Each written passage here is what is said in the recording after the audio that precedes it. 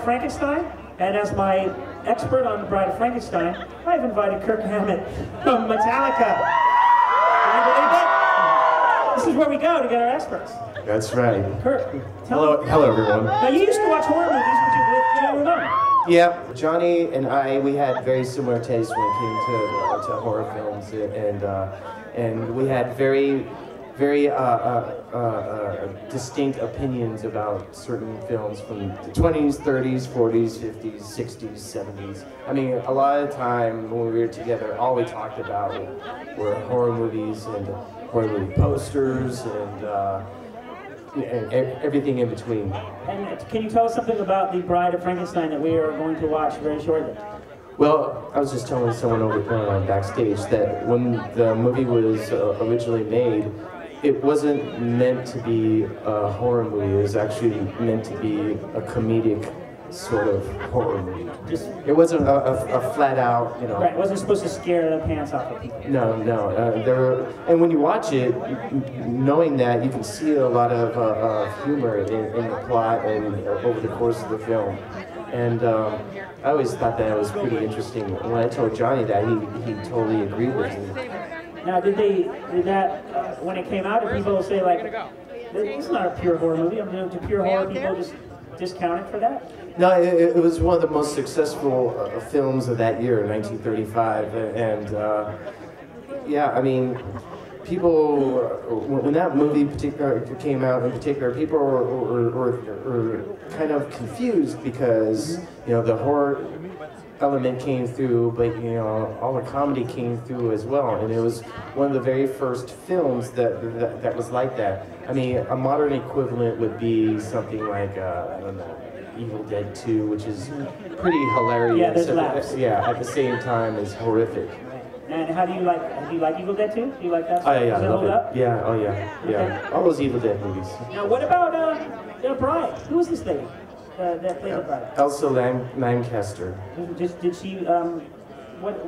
What happened to her? She. Is it a sad Hollywood story? No. She had a career that went up until like the 70s, 1970s. She was married to Charles Lofton, which was pretty unusual because, well, now we know Charles Lofton. He was one of those actors that was in the closet back then. Right. Back then, you would just get a wife, and that's how they did it. Yeah, exactly. Yeah, right. And I guess it was an arranged marriage. By press agents. Yeah, exactly. What a crazy world that was. Yeah. It's like, oh, you tell someone and they go, don't worry about it, we're going to get your wife, we're going to get you, get you all you'll be stuff. covered. Yeah, it's all fine, just make the movie. Just kiss her once or twice. Yeah. And now, when did you meet the Ramones? I mean, you must have been fans. I can tell you this stuff you did for rock and roll as Metallica is so significant, the same way I think that the Ramones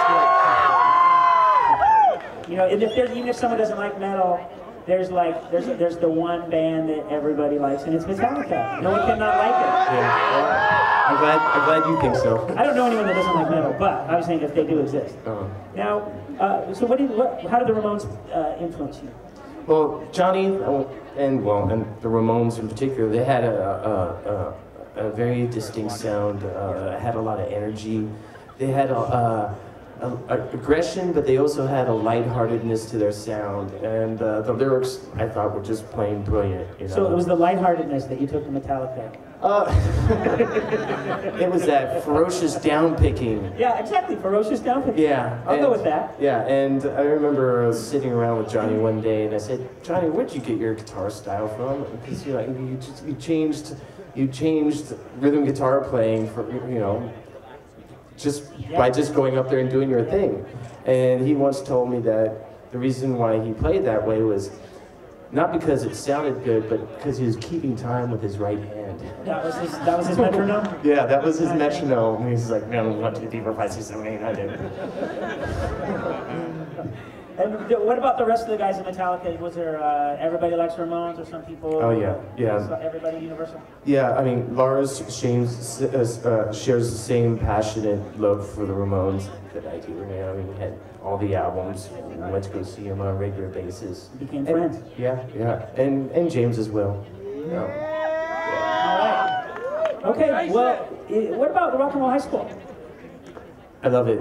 Love it? Yeah. I haven't seen it in about 20 years or something. I haven't seen it in a long time. Yeah, and so I'm actually looking forward to seeing it again. But come on, Ramones, Yeah. Rock and Roll High School, brilliant. At a cemetery in Hollywood.